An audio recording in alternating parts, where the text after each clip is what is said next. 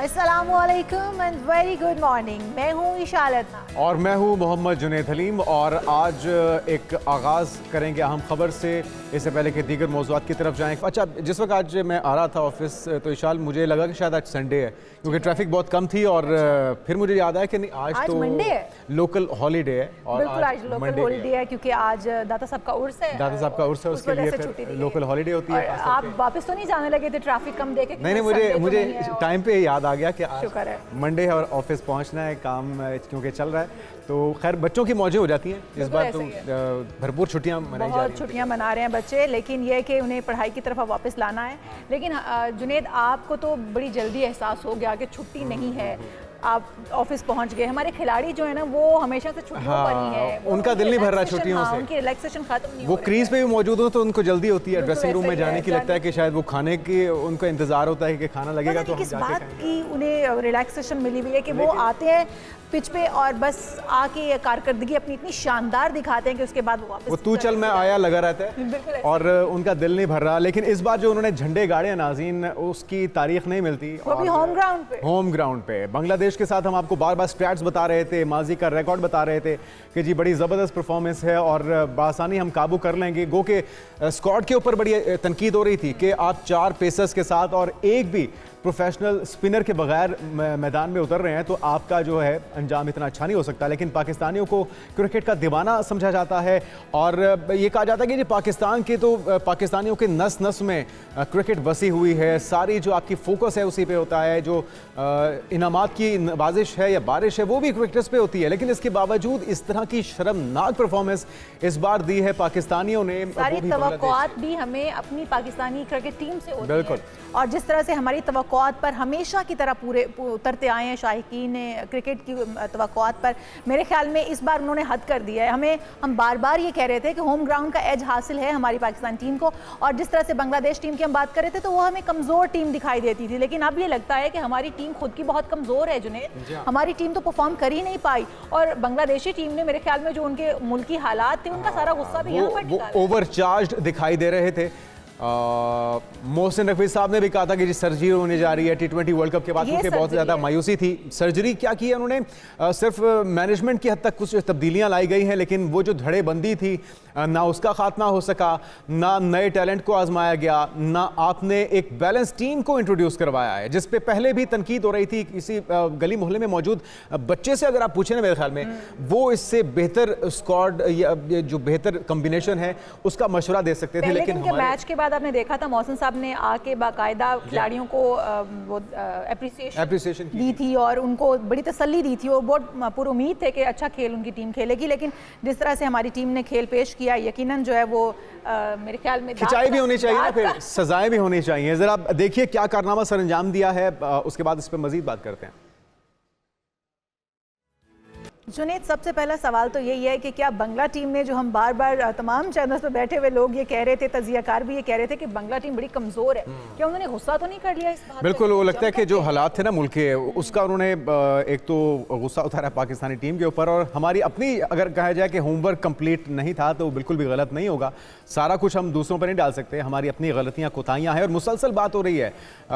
अगर बात की जाए 3 साल से पाकिस्तान होम ग्राउंड पे कोई टेस्ट सीरीज़ नहीं जीत सका और इसी तरह से पेसर्स की बात हो रही है। 4 पेसर्स के साथ आपको एक ऐसी पिच पे खिलाना यकीनी तौर पे, जिसका आपने देखा भी है, जिक्र हुआ है हमारी रिपोर्ट के अंदर कि वो उनका कब्रिस्तान साबित हुई है। फिर आपने आधे ओवर आपने स्पिनर से करवाए, तो फिर आप एक प्रोफेशनल स्पिनर्स को इसमें क्यों नहीं डाल सके? पहले टेस्ट की पहली इनिंग्स में ही कौमी टीम ने शाकीन का इम्तिहान लेना शुरू कर दिया। तो इसी हवाले से बात कर साहब भी हमारे साथ मौजूद है, उनसे भी जानते हैं। हमारे सदीकी साहब सीनियर स्पोर्ट्स एंकर हमारे साथ मौजूद है, तजियाकार हमारे साथ मौजूद है। बहुत शुक्रिया सर आपका। हमारे सदीकी साहब, जिस तरह से मैच को आपने भी देखा होगा, हमने भी देखा, क्या परफॉर्मेंस को रेट किस तरह से करेंगे आप? जी, थैंक यू वेरी मच, बहुत बहुत शुक्रिया। अब परफॉर्मेंस को रेट नहीं किया जा सकता, इंतहाई पैथेटिक डिसअपॉइंटिंग परफॉर्मेंस। अपनी होम कंडीशन पे अपनी पिचेस को सही रीड ना करना, फिर पुअर टीम सिलेक्शन, उसके बाद से during the 5 day match strategy की बात की जाए, पाकिस्तान की बॉलर्स की बात की जाए, बैट्समैन की बात की जाए। ये टेस्ट मैच 4th डे जब एंड हुआ and Pakistan were still trailing by 94 runs, तो यही 2 ऑप्शन थे कि या तो ये ड्रॉ होगा या पाकिस्तान बहुत बुरा खेला तो बांग्लादेश जीत जाएगा। तो पाकिस्तान ने कहा कि बेटर ऑप्शन यही है कि बुरा खेलते हैं, बांग्लादेश को जिता देते हैं। पाकिस्तान टीम की पिच रीडिंग इस सीरीज से पहले कहा जा रहा था, प्रिपरेशन थी, वर्ल्ड टेस्ट चैंपियनशिप के हवाले से ये 9 टेस्ट मैचेस खेल रहे थे और उनमें से अगर पाकिस्तान 6 जीत जाता है तो Pakistan can qualify for the final of the world test championship. और ज्यादातर मैचेस पाकिस्तान में, 7 मैचेस आप पाकिस्तान में खेल रहे हैं, 2 अवे खेल रहे हैं। तो होम कंडीशन का फायदा ज्यादातर टीम तो यही उठाती है कि कम से कम अपनी सीरीज पे तो जरूर जीत लेती है। बाहर अवे सीरीज जब जाते हैं, एलियन कंडीशन होती है, आप यूज तो नहीं होते, तो आप वहां पे स्ट्रगल करते हैं। लेकिन हम तो अपने मुल्क में भी स्ट्रगल कर रहे हैं। इस सीरीज से पहले हमने क्यूरेटर, क्योंकि जेसन गिलेस्पी हमारे हेड कोच हैं, ऑस्ट्रेलिया से ताल्लुक है, तो हमने क्यूरेटर भी ऑस्ट्रेलिया से मंगवाया, पिच उनसे तैयार करवाई। और जो लास्ट टाइम इंग्लैंड और न्यूजीलैंड यहाँ पे खेल कर गई, रोड कहा गया इस पिच को, batting friendly, on day 1 test match में हिस्ट्री में 114 साल की हिस्ट्री में 500 रन स्कोर हुए। वो सारा कुछ देखते हुए ग्रीन टॉप पिच बनवाई गई, लेकिन वो ग्रीन टॉप पिच उस तरह के रिजल्ट ना दे सकी। तो पिच की असेसमेंट या पिच की तो ये सारी असेसमेंट हमारा साहब, ये यकीनी तौर पे टीम मैनेजमेंट भी इसकी जिम्मेदार है। कप्तान की तरफ से भी इस बात का इजहार किया गया, इस चीज़ को तस्लीम किया गया कि हमें पिच की समझ नहीं आ सकी। तो 4 पेसर्स के साथ जाना, एक प्रोफेशनल स्पिनर को ना लेके जाना, फिर इतनी ज़्यादा ओवर स्पिनर के साथ करा देना, ये सारी चीज़ें। और अगर बात की जाए ट्रैक रिकॉर्ड की, तो मुसलसल हम होम ग्राउंड के ऊपर भी कोई टेस्ट सीरीज नहीं जीत सके, 3 साल होने को हैं। ये सारी चीज़ें किस चीज़ की इंडिकेशन कर रही हैं? क्या ये नाअहली है या हमें समझ नहीं आ पा रही कि हमने किस तरह से टीम को ठीक करना है? देखिए, पुअर स्ट्रेटेजी। जब वसीम, वकार, शोएब अख्तर ये बॉलर थे, तब भी हम कभी 4 फास्ट बॉलर के साथ नहीं गए थे। तो बॉलिंग का कंपैरिजन करें, शाहीन शाह अफरीदी, नसीम शाह और rest of the bowler, Mohammad Ali और खुरम शहजाद, क्या ये उस पाए के बॉलर हैं कि जो हमने उनसे पहली दफा सोच लिया कि हम 4 फास्ट बॉलर के साथ जाएंगे? और फिर अगर स्पिनर्स को हमने साइडलाइन किया है, अबरार अहमद एक हमारे पास स्पिनर है जिनको ना हमने वर्ल्ड कप में ट्राई किया, ना उसके बाद किसी और सीरीज में ट्राई किया। तो जो ट्राई कर रहे थे, नुमान अली अभी श्रीलंका में, पाकिस्तान इस साल के आगाज में गया श्रीलंका, और वहां जाके नुमान अली ने पाकिस्तान को फर्स्ट मैच जिताया। फिर बांग्लादेश के खिलाफ ढाका में साजिद खान ऑफ स्पिनर, उन्होंने 8 विकेटें हासिल की। फिर राइट आर्म लेग स्पिनर अगर हम बात करें, जो यासिर शाह अभी भी डोमेस्टिक क्रिकेट खेल रहे हैं और सबसे ज्यादा आउट उन्होंने किए हुए, और वही कह रहे हैं कि उनको फिर भी चांस नहीं दिया जा रहा। तो पाकिस्तान तो इतना कंफ्यूज नजर आ रहा है कि कोई इनको सही गाइडलाइंस ही नहीं मिल रही, या इनकी गेम अवेयरनेस ही नहीं है इस थिंक टैंक की, जिसमें आप ठीक कह रहे दोनों हैं कोचेज हैं, अजहर महमूद। सर हमाद सिद्दीकी साहब, अगर हम देखें तो सर्जरी की बात भी की जा रही थी। ये सर्जरी थी जो की गई, क्योंकि खिलाड़ी तो फिर भी जो खिलाने वाले खिलाड़ी थे वो बाहर बैठे हुए हैं, जिस तरह आप कह भी रहे हैं। तो ये सर्जरी किस किस्म की सर्जरी की गई है टीम में? लेकिन सर्जरी बिल्कुल समझ नहीं आई। मेरिट जब तक नहीं आएगा, जस्टिस प्रिवेल नहीं करेगा, तो आपको ऐसे रिजल्ट्स आएंगे। डबल स्टैंडर्ड नहीं होना चाहिए। बाबर आजम पिछले 12 टेस्ट मैचेस से ही failed to score a single half century. वो क्यों पाकिस्तान टीम में है? ऑन द अदर हैंड, आप जिसको बाहर निकाल रहे हैं, लेट्स से मैं फवाद आलम की बात कर देता हूं। 10 साल वो लड़का बाहर रहा, लेकिन वो डोमेस्टिक में 10,000 रन स्कोर किए। On his debut he scored 167। जब वापस आया, फिर कंसिस्टेंसी के साथ रन किए, लेकिन 2 टेस्ट मैचेस में रन ना करने की वजह से उसको टीम से बाहर कर दिया। तो एक प्लेयर को आप इस तरह कर देते हैं, दूसरा प्लेयर 12 टेस्ट मैचेस हो गए, क्योंकि वो किंग बाबर आजम है, वो पाकिस्तान टीम से ड्रॉप नहीं हो सकते, वो परफॉर्म करें या ना करें।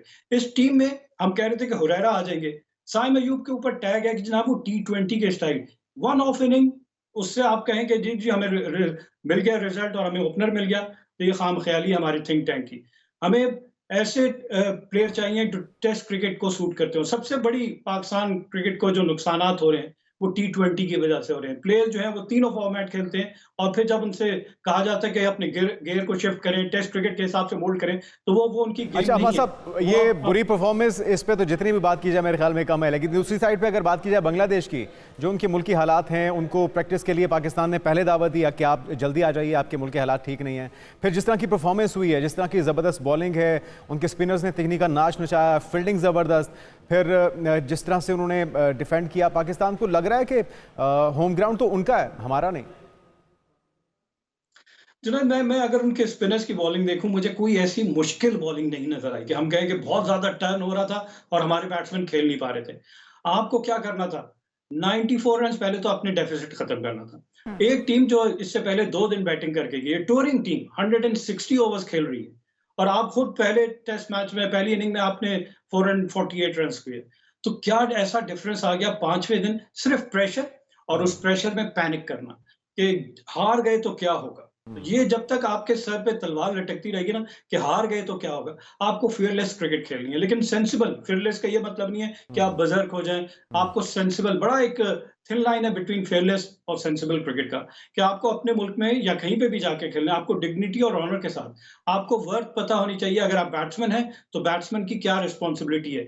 टेस्ट क्रिकेट की जब हम बात करते हैं तो सेशन टू सेशन चलता है कि आप 3 सेशन है डे के, तो उन तीनों सेशन में देखा जाता है कि कौन सी टीम जो है वो दूसरी टीम के ऊपर हावी है। तो यहाँ तो आपने देखा फ्रॉम डे 1 पाकिस्तान की loose batting, poor shot selection. अगर दूसरी इनिंग की बात कर लें, आप आज की पहली विकेट, कल की पहली विकेट कैप्टन शान मसूद के कहते हैं captain leading from the front, सबसे ज्यादा रिस्पॉन्सिबिलिटी आपको जरूरत थी कि आपने 300 रन बनाने, आपकी जरूरत थी कि आपको विकेट पे स्टे करना है, टाइम को किल करना है, आपको विकेट दी जा रही है ऑप्शन के बाहर, और ये ट्रैप है आपके लिए कि आप शॉट खेलें। वो चाह रहे हैं कि आप शॉट खेलें, उन्हें नहीं परवाह कि आप रन कर लेंगे, वो शॉट खेलने के, वो गैम्बल ले रहे हैं कि आपको आउट कर लेंगे। और आपकी अच्छा हमारे साहब, पहला टेस्ट हाथ से गया, ये यकीनी तौर पे सारी चीज़ें तवक्को कर सकते हैं हम कि उसके ऊपर काम किया जाएगा। दूसरे टेस्ट से क्या उम्मीद है, क्या वापसी हो पाएगी पाकिस्तान टीम की, क्या करना चाहिए आइडियली? कब से हम तवक्को ही कर रहे हैं खाली, मतलब एक के बाद एक पुअर सीरीज, और फिर हम कहते हैं कि हम तवक्को कर रहे हैं। We were 6 in the ICC ranking prior to this series and now we are, मैं कहूंगा कि 8, और बांग्लादेश पाकिस्तान से ऊपर चली गई है। तो पाकिस्तान की इंप्रूवमेंट तो आपको कहीं नहीं नजर आ रही कि हम कहें कि तवक्को कर सकते हैं कि बेहतरी हो जाएगी। बेहतरी आपको तीनों फॉर्मेट में नहीं नजर आ रही, ना वनडे में, ना टेस्ट में, ना T20 में। तो सिस्टम, मैं प्रोग्राम के आगाज में कहा था कि जस्टिस प्रिवेल होना चाहिए, मेरिट होना चाहिए, कि जो परफॉर्म कर रहा है, क्राइटेरिया क्या है पाकिस्तान टीम में आने का, कि जो डिलीवर कर रहा है वही पाकिस्तान के लिए खेलेगा, जो डिलीवर नहीं कर रहा आप उसको बाहर का रास्ता दिखाएं, ताकि बाकियों को सिग्नल जाए कि भाई अगर परफॉर्म करेंगे तो पाकिस्तान टीम में रहेंगे, नहीं परफॉर्म करेंगे तो पाकिस्तान में जगह नहीं है। मतलब बड़े नाम खिलाने का हमें कभी भी कोई फायदा नहीं हुआ। पाकिस्तान तब जीतेगा कि जब आप, वो लड़का जो डोमेस्टिक में परफॉर्म कर रहा है, अगर उसको आप मौका नहीं देंगे तो वो डिसहार्टेंड हो जाएगा, कहेगा मैं डोमेस्टिक में रन कर रहा हूँ, मुझे कोई फायदा ही नहीं हो रहा, मैं डोमेस्टिक में आउट कर रहा हूँ, मुझे कोई फायदा ही नहीं हो रहा। मैं स्पिनर्स की बात कर रहा हूँ, बांग्लादेश की अगर देखा जाए 3 फास्ट बॉलर और 2 स्पिनर, और 3 में से एक फास्ट बॉलर जो है वो उनका यंगस्टर है, 19 year old, 145 to 150 kph ball कर रहे हैं, नाहिद राना, लेकिन उनकी विकेट्स नहीं है। 1 विकेट हासिल की उन्होंने पूरे 2 इनिंग्स में। बाकी जो विकेट्स हैं दूसरी इनिंग में आप देख लें, 7 खिलाड़ी को, शकीबुल हसन द एक्सपीरियंस और उनके साथ मेहदी हसन मिराज, कहाँ बॉल किया, with in the stumps ball किया।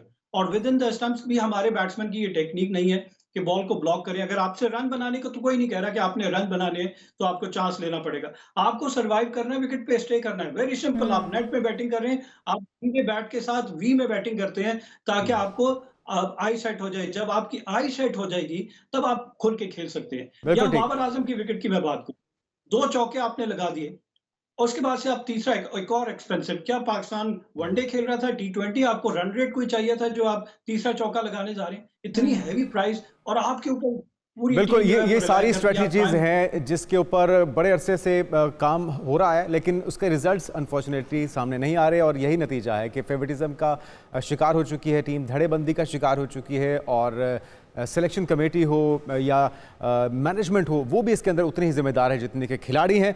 बहुत शुक्रिया, हमारे सिद्दीकी साहब हमारे साथ मौजूद थे। तवक्को करते हैं कि पाकिस्तान टीम एक बार फिर से कम बैक करेगी। नाउमीदी है क्रिकेट फैंस के अंदर, वो अब किसी हद तक ख़त्म होगी, क्योंकि अगर होम ग्राउंड पर अगर आप इसी तरह की परफॉर्मेंस देते रहे तो फिर मेरे ख्याल में पूरी टीम का सफाया करना नागुज़ीर हो जाएगा। बिल्कुल ऐसा ही है। अच्छा जी, क्रिकेट के खिलाड़ी चाहे साबिका हों या मौजूदा हों, उनकी ज़िंदगी जो है, उनकी निजी ज़िंदगी के बारे में जानने के ख्वाहिशमंद हम लोग रहते हैं हमेशा। तो हम अपने नाज़रीन को शोबाई खेल से ताल्लुक़ रखने वाले साबिक कप्तान, जिनको बूम बूम के नाम से भी जाना जाता है, उनके बारे में बताते हैं कि वो सबसे कम उम्र नाना बन गए। बिल्कुल जी हाँ, लाला जो कि बूम बूम के नाम से मशहूर हैं, शाहिद आफरीदी, वो बन चुके हैं नाना। और पाकिस्तान क्रिकेट टीम के फास्ट बॉलर शाहीन शाह आफरीदी और अंशा आफरीदी के हाँ बेटे की पैदाइश हुई है, और साबिक कप्तान शाहिद आफरीदी नाना बने, जिस पर उन्होंने ख़ुद को दुनिया क्रिकेट का कम उम्र तरीन नाना करार दिया है। और क्यों ना खुश हों इस मौके पर, क्योंकि हर बाप की ये ख्वाहिश होती है कि उसके जो बच्चे हैं वो इसी तरह से परवान चढ़ें और एक ज़बरदस्त जोड़ी है, पैगामात भी उन्हें मौसूल हो रहे हैं, मुबारकबादी दिए जाने का सिलसिला भी जारी है। एक न्यूज़ की तरफ से भी, पाकिस्तान मॉर्निंग की तरफ से भी हम भी शाहीन शाह अफरीदी को मुबारकबाद पेश करते हैं कि उन्हें नाना बनने की, बाप बनने की मुबारकबाद। बिल्कुल, और आप लोग हमारी खुशियों में शरीक हुए जिस पर मेरी फैमिली आप सबकी शुक्रगुजार है। थैंक यू बोल रहे हैं शाहीन शाह अफरीदी और शाहिद अफरीदी भी,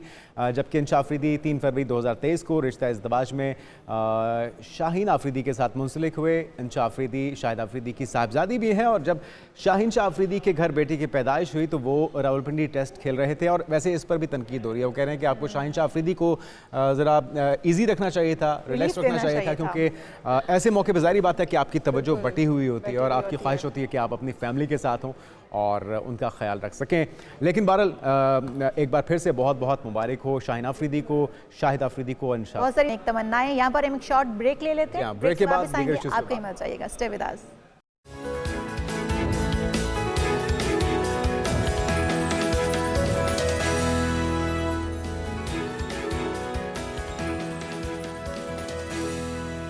प्रोग्राम में एक बार फिर से आपको खुशामदीद कहेंगे। अब हम कुछ बात कर लेते हैं फ़लस्तीन और इजराइल की। इजराइल शुतर बेमहार बना हुआ है। जंग रोकने के लिए आलमी दबाव पर सेहूनी फोर्सेस ने हमले करने की बजाय तेज़ कर दिए हैं, जिस पर हिजबुल्लाह ने ईंट का जवाब पत्थर से देते हुए इजराइल पर रॉकेट और ड्रोन हमले शुरू कर दिए हैं। 300 से ज़ायद रॉकेट हमले और ड्रोन हमले किए गए हैं। बिल्कुल, और ये बात मीडिया में रिपोर्ट हो रही है कि हिजबुल्लाह ने अपने सरबराह हसन नसरुल्लाह के करीबी साथी और सीनियर कमांडर फवाद शुक्र की शहादत का बदला लेने के लिए इसराइल के मशरकी इलाकों में 320 रॉकेट दागे हैं और इसमें इसराइली फौजी तंसीबात और दिफाई निज़ाम आयरन डोम को कामयाबी से निशाना भी बनाया गया है। जबकि हिजबुल्लाह की जानिब से जारी बयान में यह भी बताया गया कि शहीद कमांडर के बदले में ये महज एक इब्तिदा है। बिल्कुल ऐसा ही है। लेबनान की मज़ाहमती तंजीम हिजबुल्लाह के सरबराह हसन नसरुल्लाह का ये कहना है कि इजराइल हमारे हमलों से होने वाले नुकसानात छुपाने की कोशिश कर रहा है और दूसरी जानिब इजराइल की जानिब से ये दावा किया जा रहा है कि उन्होंने पहले ही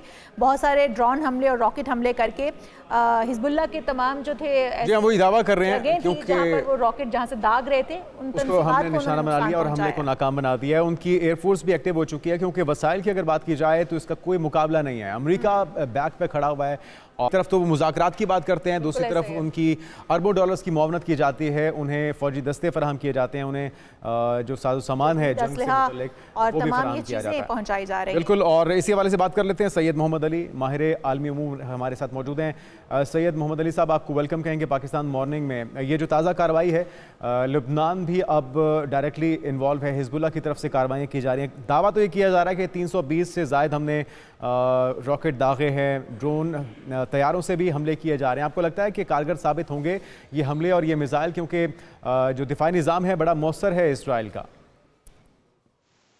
बहुत शुक्रिया जी। देखिए, आपने जिस तरह अपने इब्तिदाइये में बात की, इसमें जानना बहुत ज़रूरी ये है कि जो गज़ा की सूरत हाल है इस वक्त, जो कि इंतहाई अफसोसनाक है, उससे बराह रास्त जो मौजूदा हिजबुल्लाह और इसराइल की बॉर्डर्स के ऊपर कशीदगी है, उसका ताल्लुक है नहीं।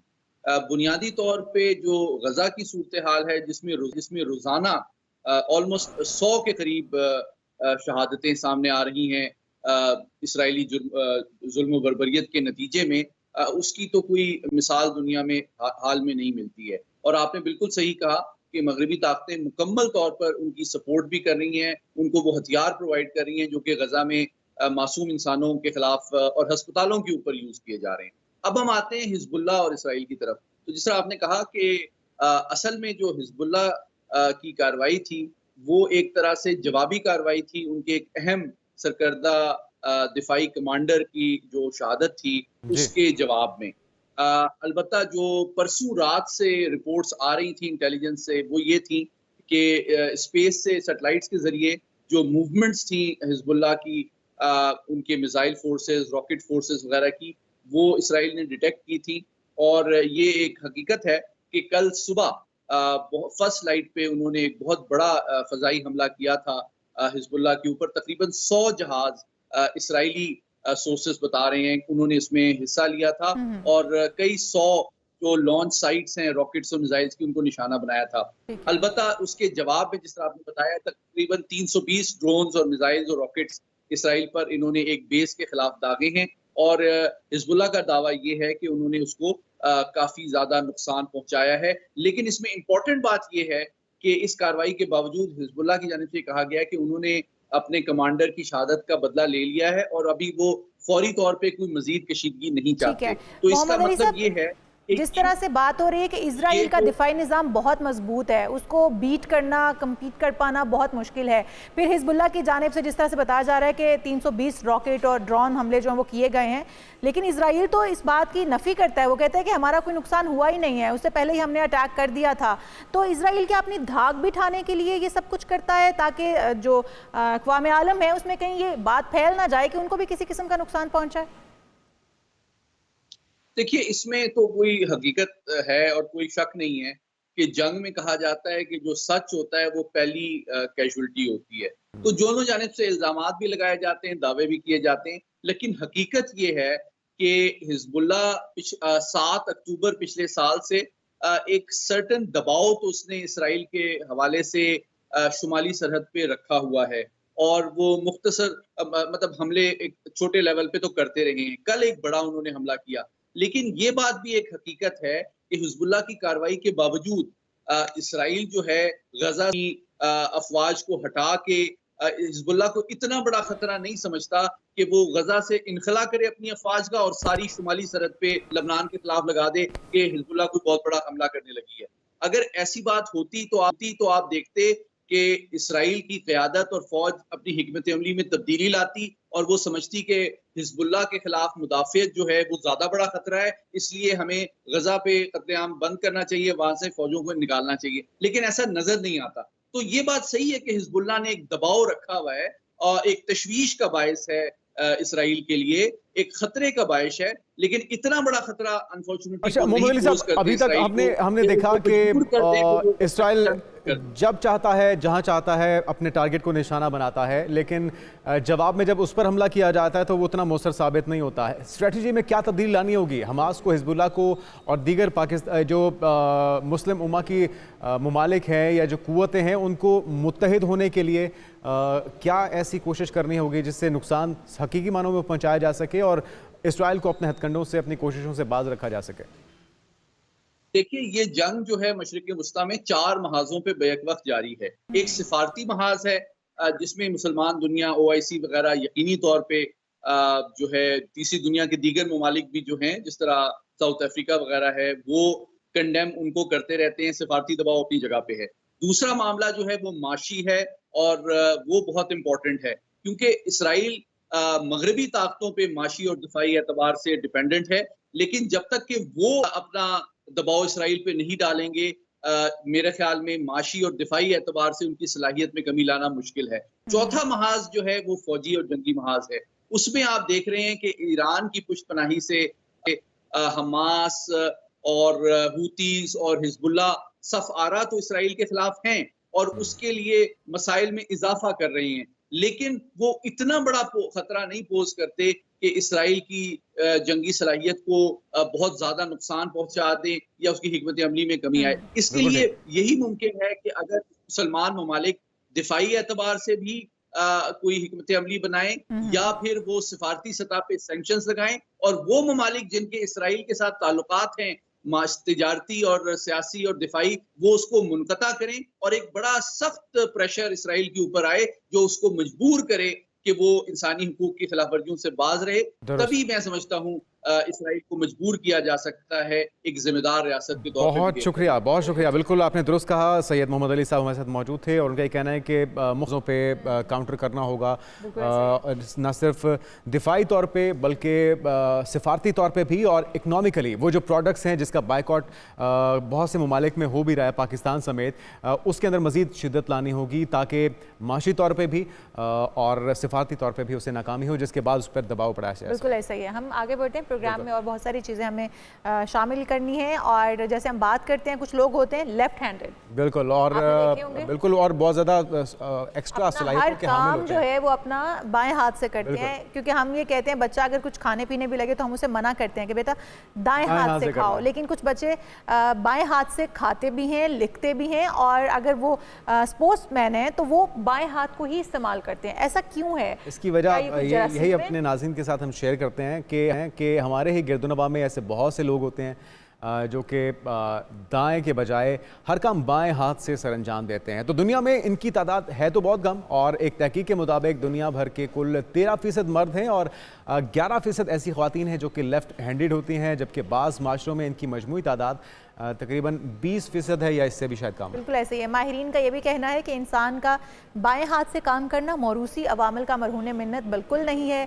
उनमें ऐसे जरासीम पाए जाते हैं जो दाएं हाथ से काम करने वालों से थोड़े मुख्तलिफ होते हैं, तो इसलिए जो बाएं हाथ से काम कर रहे होते हैं वो बहुत सारी खुदादाद सलाहियत भी अपने अंदर रखते होते हैं, और मेरे ख्याल में बड़े काबिल लोग माना बिल्कुल। मैं अगर उन लोगों के हम फ्रेज शेयर करें अपने नाज़रीन के साथ, तो लगता है कि सारे काबिल लोग ही लेफ़्ट हैंडेड थे। वो आप सुन के हैरान हो जाएंगे। तो बाज़ औक़ात इनके हाथ मुख्तलिफ हो सकते हैं, ये हमल में कशीदगी से भी मुंसलिक है, और एक बरतानवी तहकीक में बताया गया है कि इंतहाई दबाव वाली हामिला ख़वातीन के बाएं हाथ से काम करने वाले बच्चों की पैदाइश का भी इम्कान मौजूद होता है। तो ये स्वीडिश तहकीक है।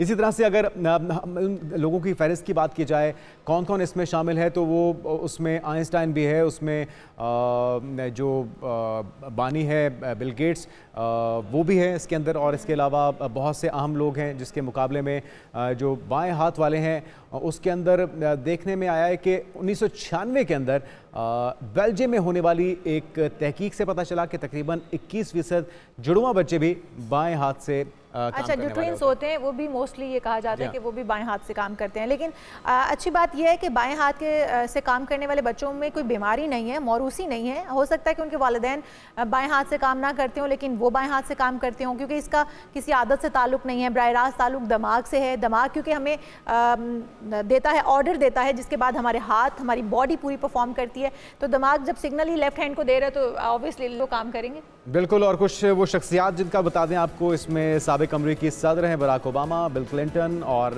दुनिया के अमीर तरीन शख्स बिल गेट्स भी लेफ्ट हैंडर ही थे। बिल्कुल जी, काबिल तरीन लोग होते हैं, इसलिए इनको ये नहीं समझना चाहिए कि कोई बीमारी है। बहरहाल जी, हम वापस आएंगे बहुत सारे अहम इश्यूज़ के साथ, लेकिन यहाँ पर हम एक शॉर्ट ब्रेक लेंगे। स्टे विद अस।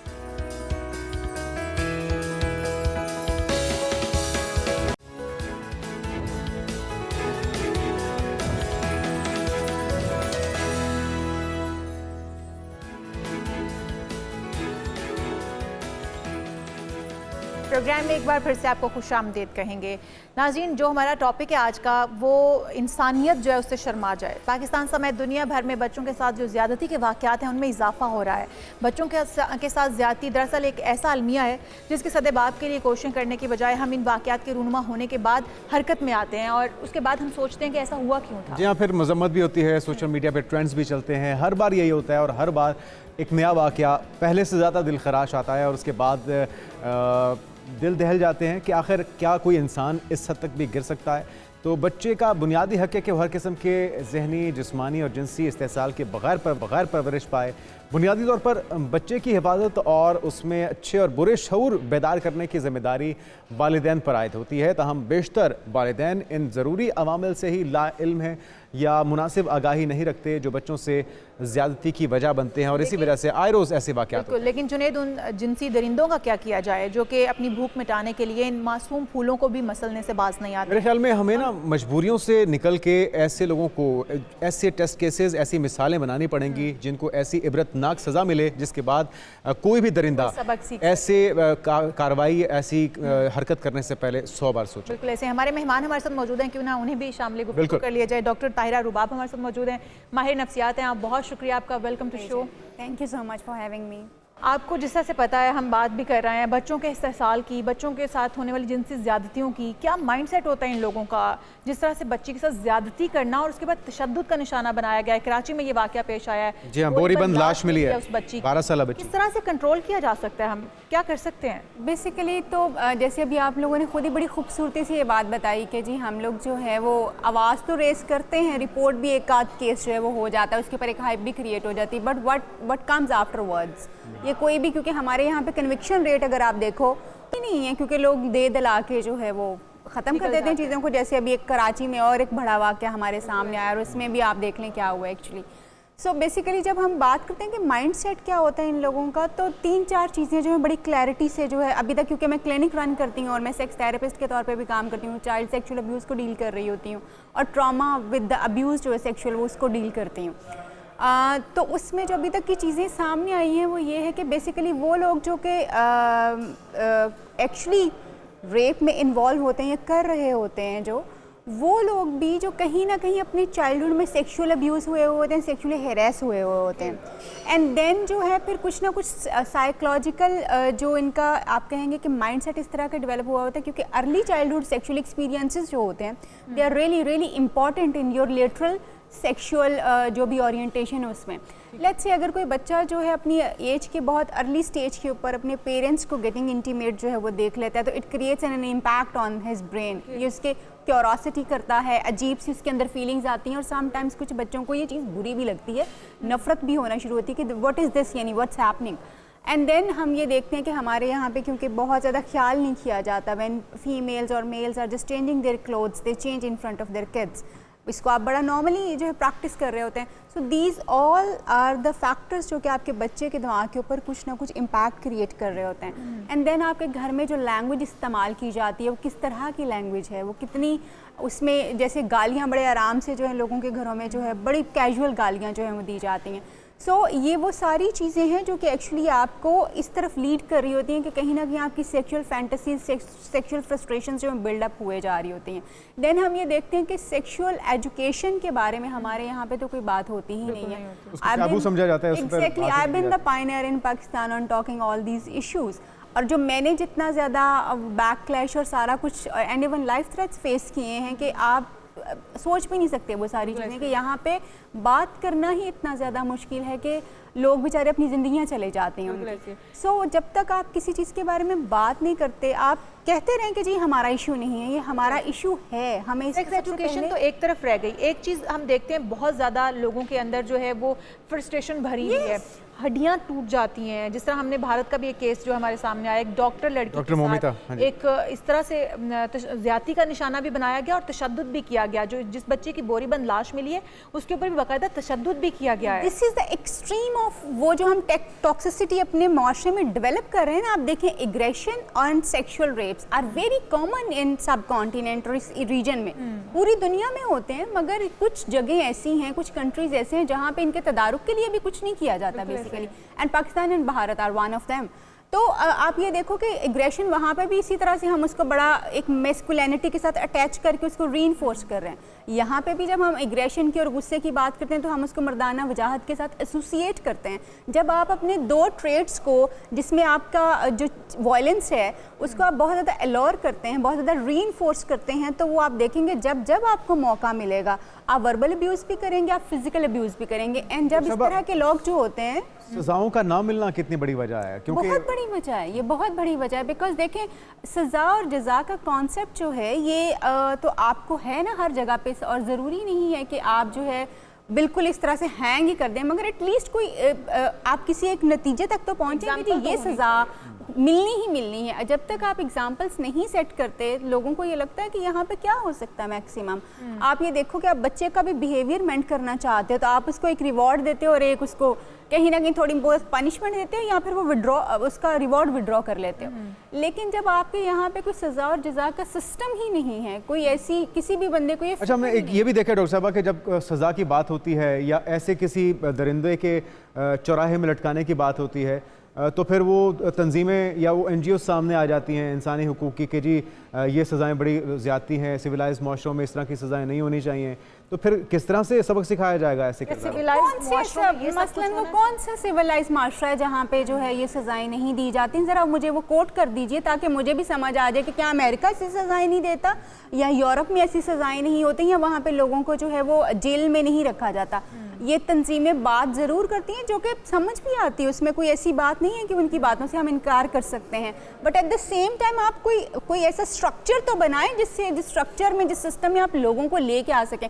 अगर आप ये बात करते हैं कि जी उनको सजाएं नहीं देनी चाहिए, then what you have come up with that, उस सोल्यूशन के साथ आए। हमें तो इस चीज़ की एरेडिकेशन चाहिए ना कि हमारा बच्चा सेफ होना चाहिए बाहर जब वो जाए, लेकिन अगर आपके पास इसका सोल्यूशन ही नहीं है और उसके साथ साथ आप सिर्फ ये बात करते रहेंगे कि जी ये सजाएं नहीं होनी चाहिए, फिर तो कोई सजा ऑलरेडी नहीं हो रही। और उसके ऊपर आप बच्चे भी आते होंगे जो जिनके साथ ज्यादती हुई, उनको आप उस फेज से किस तरह से निकाल पाती हैं और कितना मुश्किल होता है उन बच्चों को ट्रीट कर पाना? ट्रॉमा से निकालना बहुत ज़्यादा डिफ़िकल्ट जॉब है and it's not a matter of day और टू। ये क्योंकि हमारा जो ताहिरा रुबाब फाउंडेशन के नाम से हमारा फाउंडेशन है जो ख़ास तौर पे रेप विक्टिम्स और ट्रॉमा विक्टिम्स जो है उनके ऊपर काम करता है, और उसमें बहुत टाइम लग जाता है हमें लोगों को इसमें से निकालने में, और समटाइम्स पूरी की पूरी फैमिली इस ट्रॉमा में होती है और उस फैमिली को भी सपोर्ट करना पड़ जाता है।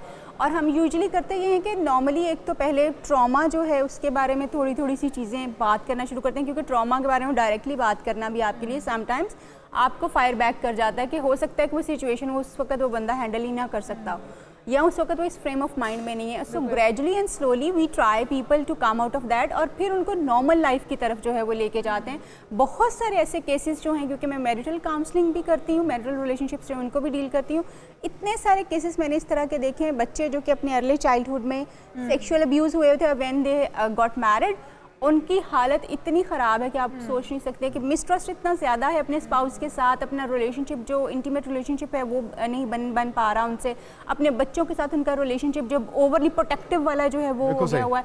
सो बहुत सारे ऐसे इसके इफेक्ट्स, कई साल भी लग सकते हैं इस तरह के केसेस को बाहर नहीं आते करने में। डॉक्टर ताहिरा, अभी एक रिसेंटली केस जो मैं आपसे कोट करूँगी कि a female came to me और she could not consummate her marriage just because of this कि वो अपने चाइल्डहुड में कहीं पे सेक्शुअली अब्यूज़ हुई थी और शादी को 5 साल हो चुके हैं। साहब आपका बहुत शुक्रिया, डॉक्टर रुबाब हमारे साथ मौजूद थी, और ये टॉपिक ऐसा है जिस पे बहुत सी बात की जानी चाहिए और हो भी सकती है, लेकिन बाकी इंशाल्लाह डॉक्टर साहब आपको दोबारा से मौका देंगे आप आके हमारे साथ बात करें। इस वक्त हम लेंगे एक शॉर्ट ब्रेक, स्टे विद अस।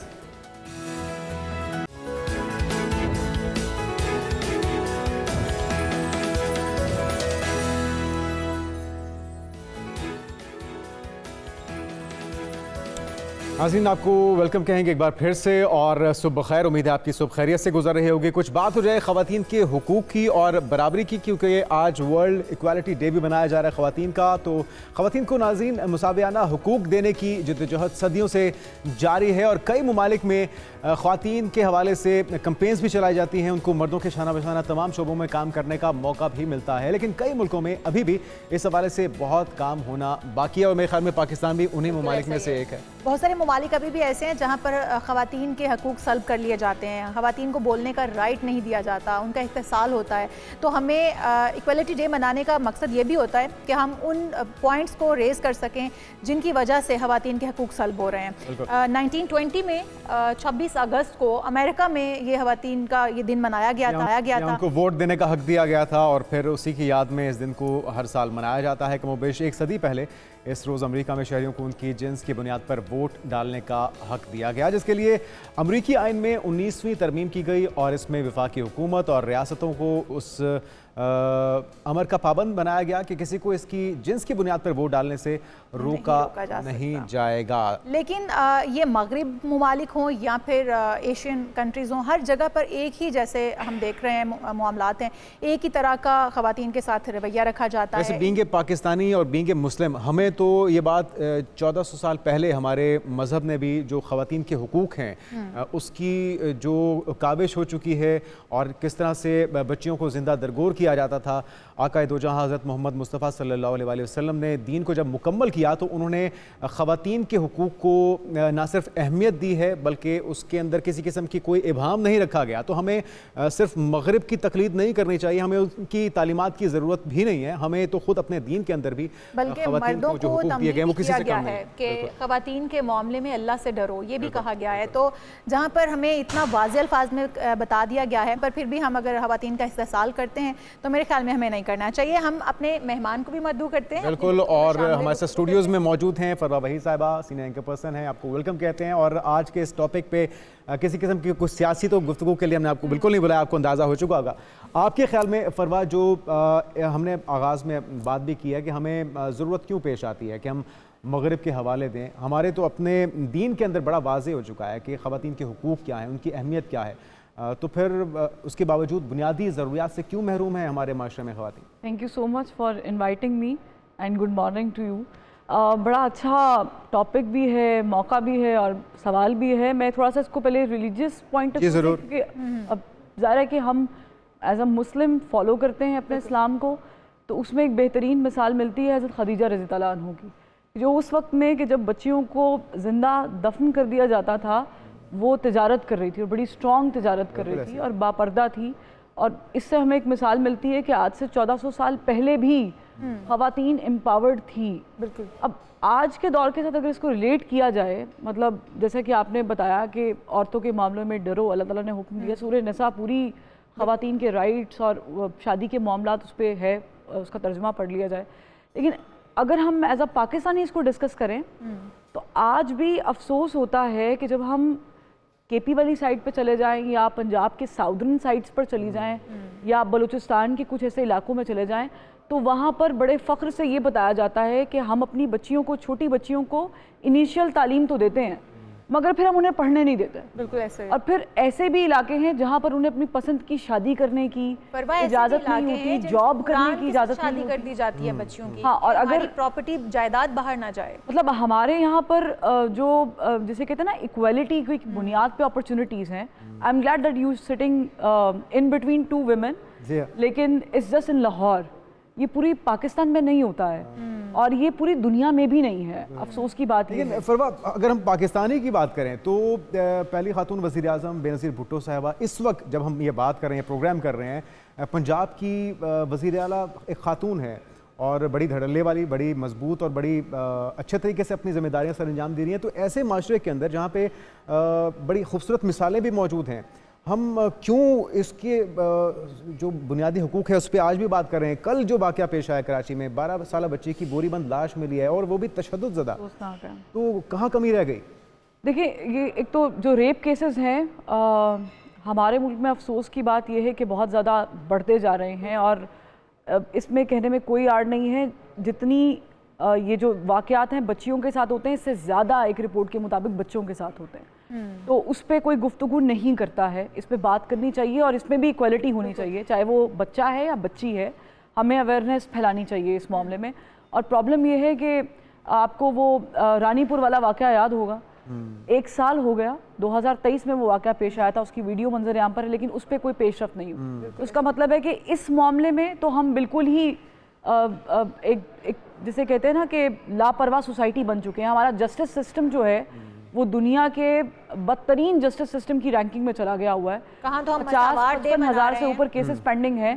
और मुझे बताएं कि इस तरह के केसेस जब लगते हैं तो मोस्ट प्रोबेबली माफ़ी तलाफ़ी हो जाती है, आपको पैसे दे दिए जाते हैं, प्रेशराइज कर लिया, या अगर वो कत्ल हो गया है तो उसके एवज जो भी कसास किया जाता है। तो ये एक तो जस्टिस सिस्टम पे ऊपर बहुत बड़ा सवाल है, ये नहीं होना चाहिए। दूसरा, जो इक्वलिटी की बात आप कर रहे हैं, देखिए इंसाफ में भी इक्वालिटी होनी चाहिए और अपॉर्चुनिटीज़ में भी इक्वालिटी होनी चाहिए। अगर हम घर से स्टार्ट करें, वो कहते हैं चैरिटी बिगिंस एट होम। बिल्कुल सही। हमारी मीडिया इंडस्ट्री के अंदर भी इक्वालिटी नहीं है। हमारी मीडिया इंडस्ट्री के अंदर भी, आपने बेनज़ीर साहिबा की मिसाल दी, लेकिन आप ये भूल गए कि 1947 से 88 तक बहुत लंबा अरसा है। फिर 1947 से 24 तक बहुत लंबा गैप है। फरवा, यकीनी तौर पे लोगों को और पाकिस्तानी आवाम को एजुकेट करने की ज़रूरत है, इस पे जितनी भी बात की जाए कम है। लेकिन हम देखते हैं जो औरत मार्च निकलती हैं उसके जिस तरह के स्लोगन्स होते हैं कि अपना खाना खुद गर्म करो, मैं ऐसे ही बैठूंगी, मतलब इस तरह की चीज़ें आपको नहीं लगता कि डैमेज करती हैं ख़वातीन के हुकूक देने के बजाय लोगों को और मुतनफ़िर करती हैं कि जी अगर इस तरह की आपने ज़ुबान इस्तेमाल करनी है तो फिर देखी जाएगी? तरीका होना क्या चाहिए? मैं फेमिनिस्ट हूँ और मुझे अच्छा लगता है जब सड़क पे कोई खातून इंडिपेंडेंटली स्कूटी या बाइक चला रही हो, और कभी कभी ऐसे मंजर देखने को मिलते हैं तो मुझे बड़ा अच्छा फील होता है। प्रॉब्लम ये है कि जिस तरफ आप रेफ़र कर रहे हैं बहुत कंट्रोवर्शियल है। अगर आप मुझसे मेरा पर्सनल पॉइंट ऑफ व्यू पूछें, मुझे औरत मार्च से बिल्कुल कोई तकलीफ नहीं है, होना चाहिए, मगर प्रॉब्लम ये है स्लोगन्स लगे होते हैं। मुझे प्रॉब्लम ये है जुनैद भाई कि वो जो ख़वातीन निकली होती हैं, स्लोगन्स को भी एक साइड पे रखते हैं, वो जो ख़वातीन निकली होती हैं वो पाकिस्तान की 50% ख़वातीन की रेशो को रिप्रेजेंट नहीं कर रही हैं, और अगर कर भी रही हैं तो नॉट राइटली डूइंग इट। क्योंकि उसकी वजह ये है कि बहुत सारी ख़वातीन को तो ये भी नहीं पता है कि वो अभी भी वोट डाल सकती है नहीं डाल सकती। 2024 में आप जाएं ज़रा अगर सर्वे पर आप केपी वाली साइड को स्टडी करें तो पहली मरतबा ऐसा हुआ कि ख़वातीन ने भी वोट डाला। अब 2024 में एग्जिस्ट कर रहे हैं और पहली मरतबा ऐसा हो रहा है कि ख़वातीन वोट डाल दी, तो बेसिक बुनियादी चीज़ तो ये है बात करने वाली। यहाँ पर तो पीछे अमेरिका में आपने पूरा अपना इंट्रोडक्शन उस पे दिया है। मैं सिर्फ ये कहना चाह रहा हूँ कि थोड़ा सा ऐसा फील आती है कि कहीं हाईजैक तो नहीं कर लिया गया औरत के हुकूक के नाम पे, जो एलजीबीटी कम्युनिटी है या फिर मुख्तलिफ एनजीओज हैं वो उसमें अपना हिस्सा डाल के कुड बी पॉसिबल। लेकिन मैं एक कड़वा सच बताती हूँ आपको, मर्द की सोसाइटी के अंदर मर्द के साथ प्रॉब्लम नहीं होगा ये ऐसा हो नहीं सकता, मगर अगर मर्द की डोमिनेटिंग सोसाइटी में औरत को औरत से ही प्रॉब्लम होगा तो ये प्रॉब्लमेटिक है। क्योंकि हमारे यहाँ पे ख़वातीन ही ख़वातीन को लेट डाउन करने में किरदार अदा करती हैं। आप अपनी सराउंडिंग्स में देख लें, अपने घरों में देख लें, बिल्कुल आप बहू है तो वो सास के खिलाफ है, सास है तो बहू के खिलाफ है। यही हम अपने ड्रामाज में भी इंस्टिल्ड कर चुके हुए हैं। यही चीज़ें हमारी जनरेशन टू जनरेशन चलती ही आ रही हैं। और ये प्रॉब्लम ये है कि अगर हमें पाकिस्तान के अंदर कोई दूसरी बेनज़ीर चाहिए या इवन मरियम नवाज जैसी स्ट्रॉन्ग औरत चाहिए, मैं उसे स्ट्रॉन्ग इसलिए कहती हूँ क्योंकि जेल काटी, उन्होंने यहाँ तक आने में कुछ तो किया है, उनकी कारकर्दगी एक साइड पर है, वो तो बहुत सारे मर्दों की भी नहीं होती है।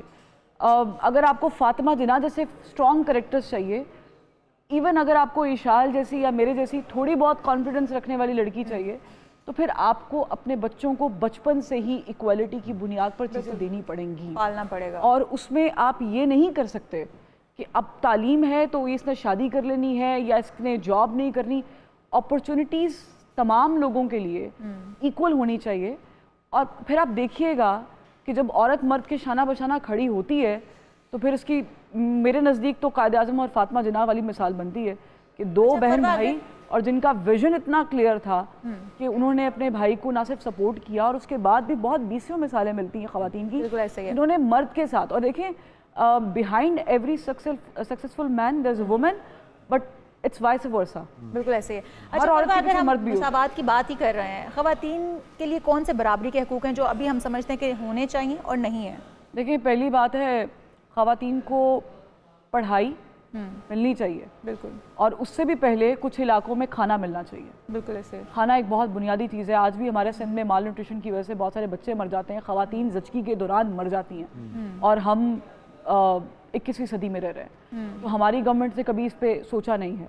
अगर दूध का गिलास है तो वो खातून से पहले मर्द को दिया जाता है, खातून को नहीं दिया। तो यहाँ से स्टार्ट करना पड़ेगा। फिर तालीम को डिस्कस करना पड़ेगा। तालीम एक ऐसी बुनियादी चीज़ है जो शऊर हासिल करने में या उसको ट्रैक करने में मदद करती है। अगर आपको एक चीज़ का सही और गलत पता होगा तो आप उसको चुनने में देर नहीं करेंगे। अगर आपको मालूम ही नहीं तो फिर आप ज़माना जहालत में रहे। और पेरेंट्स की भी बड़ी भारी जिम्मेदारी है, क्योंकि आप ये जो बात कर रहे हैं कि दूध का गिलास पहले बेटे को मिलेगा, तो ऐसी बहुत सी माएँ हैं जो तरजीह देती हैं अपने बेटों को, अपनी खुद औरत होने के बावजूद नहीं हूँ कि बेटे को दूध दिया जा रहा है या मलाई पहले दी जा रही है, मैं इसके खिलाफ हूं कि बेटी को क्यों नहीं दिया जा रहा हो। मतलब उसका भी एक फीलिंग हर्ट होती होगी, जारी बात है, उस बच्ची की, वो बता ना सके। एग्जैक्टली। देखिए, पॉइंट ये है कि, और ऐसा होता है, हमने गांव देहातों में देखा है कि पहली चीज़ बेटे के आगे रखी जाती है, फिर दूसरी। आप दोनों के आगे रखें। कोई पढ़ाई का कॉन्सेप्ट बहुत सारे ऐसे इलाके हैं जहाँ पर लड़कों को सिर्फ पढ़ाने का रिवाज है, लड़कियों को पढ़ाने का मैं रिवाज आपको नहीं है। रिसेंटली बताऊं कि आई वेंट टू KPK और कोहिस्तान विजिट करने का मौका मिला और वहाँ पर बड़े फ़ख्र से, बड़े प्राउडली जो वहाँ के लोकल्स थे वो बता रहे थे कि हमारे यहाँ बच्चियाँ नहीं पढ़ती हैं और अगर पढ़ती हैं तो वो बहुत इनिशियल स्टेज तक पढ़ती हैं, उसके बाद हम उनको घर बिठा देते हैं and they are not even allowed to get married and if they get, आपको उसके कॉन्सिक्वेंसेस पता है। I do not want to utter that. तो प्रॉब्लम ये है कि जब आपको इस्लाम अपनी पसंद से शादी करने का राइट देता है, जब आपको इस्लाम ट्रेड करने का, जॉब करने का राइट देता है, हज़रत खदीजा की मिसाल मौजूद है। हम प्रॉब्लम ये है कि इस्लाम पसंद लोग हैं, इस्लाम अमन पैरा लोग नहीं हैं। और अगर मैं मज़हब को भी एक मिनट के लिए साइड पे रख दूं तो हम सोशली भी इतने पीछे जा चुके हैं कि हमें शायद एक सदी चाहिए होगी इस चीज़ को डिलीवर करने के लिए कि हमारी बच्चियां भी उतना ही किरदार अदा कर सकती हैं किसी भी घर में या मुआशरे में जितना एक मर्द अदा करता है, और समटाइम्स ज़्यादा अदा बिल्कुल करता ऐसे, इसमें कोई शक और नहीं। अगर अच्छा हम फरवा, इस्लाम अभी की बात कर लेते हैं तो हज़रत खदीजा ने तो खुद आकाए दो जहां को अपना रिश्ता भिजवाया था, बाकायदा उन्होंने प्रपोज किया था। और जहां पर हम बात करते हैं बच्चियों की पढ़ाई की कि नहीं होनी चाहिए या जो इलाके नहीं पढ़ाते हैं, एक पढ़ी लिखी माँ जो है पूरी सोसाइटी को संवार सकती है। बिल्कुल। और मैं इस पर एक छोटी सी बात और इशाल कहूँगी क्योंकि आपने औरत मार्च का जिक्र किया था। देखिए मैं आज यहाँ बैठी हूँ तो मेरे वालिद साहब का बहुत बड़ा किरदार है। तो मैं ये कह सकती हूँ कि मेरी माँ के साथ मेरे वालिद ने बहुत कुर्बानियाँ दी हैं मुझे यहाँ बिठाने के लिए, मुझे पढ़ाया, मुझे कॉन्फिडेंस दिया, मुझे वो सब एक्सप्लोर करने की इजाज़त दी जो एक खातून नॉर्मली काबिल तारीफ है यकीनी तौर पे ऐसे वालिदैन। इसका मतलब है कि मर्द प्रॉब्लम नहीं है, आपको अपनी डायरेक्शन सीधी करनी है और अगर कहीं प्रॉब्लम है तो आप खातून का साथ देकर उसे निकाल सकती है। You don't always have to be against of a man, you can be by the side of a woman. Break में हम बात कर रहे थे वैसे ऑन अ लाइटर नोट कि ख़वातीन का जो हुकूक की बात है ये देही इलाकों में तो बड़ा मसला है, लेकिन शहरों में ये हिसाब उलट है। वहाँ पे मर्दों को हुकूक की जरूरत, मर्दों को हुकूक की जरूरत है, उस पर कोई बात नहीं होती। नहीं, आप एग्री करेंगे? अब आप अपनी शादीशुदा जिंदगी के मसाइल डिस्कस करना नहीं, ये चाह तो रहे थे मेरे ख्याल में 99% मर्दों के यही मसाइल हैं। नहीं, आप मर्दों के भी मसाइल होते हैं, लेकिन आई डिसएग्री, क्योंकि वो सारी जो महरूमियाँ वो कहते हैं कि ख़वातीन ना शेड कर रही होती हैं शादी के बाद, फिर वो सारे बदले लेती हैं अपने हस्बैंड से। और जुनैद खासे मुतासिर है इस चीज़ से। लेकिन मुझे लग रहा है जुनैद भाई जो है ना वो एग्री किया इस बात से, पोले फोड़ना चाह रहे हैं, तो हो सकता है जुनैद भाई ऐसा हो, लेकिन हम उम्मीद मेरी करते कोई बीवी हैं नहीं कि है। शादी के बाद आपको भी इसका एक्सपीरियंस होगा और फिर आप बेहतर तरीके से बता सकेंगे। नाज़रीन, ये था इंतहाई अहम मौजू और उम्मीद करते हैं, ये तो सारे खैर मजाक की बात थी, लेकिन ख़वातीन को उनके हुकूक देने की जहाँ पे बात होगी वहाँ पे जिम्मेदारी पहले शुरू होती है पेरेंट्स से, उसके बाद फिर माशरा अपना किरदार अदा करेगा, तो इसमें यकीनी तौर पे बेहतरी मुमकिन है।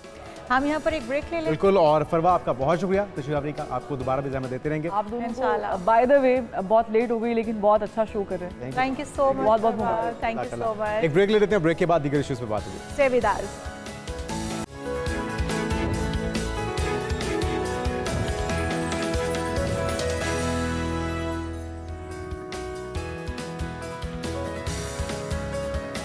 नाज़रीन, ब्रेक के बाद खुशामदीद। और आज लोकल हॉलीडे है लाहौर में, जिस तरह आप जानते हैं हज़रत दाता गंजबख्श रहमतुल्लाह अलैह के उर्स का आज आखिरी रोज़ है और दुनिया भर से अकीदतमंद पहुँचते हैं दरबार पर हाज़री के लिए, जोक दर जोक आते हैं उनसे मोहब्बत और अकीदत की वजह से। तो हज़रत दाता अली हजवेरी रहमतुल्लाह अलैह की विलादत बासादत अफ़गानिस्तान के शहर गज़नी में 400 हिजरी को हुई थी। और आप एक पैकर सादत और चराग थे, आप एक, और इस अगर हम बताएं कि किस तरह से अकीदत रखते हैं लोग, तो यकीनन बहुत ज़्यादा ये अकीदत रखते हैं और जोक दर जोक लोग जो है वो जब उर्स होता है तब तो आते ही हैं, और 981वां अलावा भी इसके मतलब मज़ार शरीफ पर हाज़री के लिए बहुत सारे लोग आते हैं। हम यहाँ पर बात कर लेते हैं, हमारे नुमाइंदा वहाँ पर मौजूद हैं, किस तरह की तैयारियाँ की गई हैं उर्स मुबारक के लिए। हमारे साथ मौजूद हैं जी दाता गंजबख्श से गौहर अली। गौहर, कैसे हैं आप बताइएगा, क्या तैयारियाँ देख रहे हैं आप यहाँ पर, किस तरह के इंतजाम किए गए हैं? जी, यहाँ पर गैर मामूली इंतजामात किए गए हैं, हर हवाले से इंतजामात बहुत अच्छे हैं।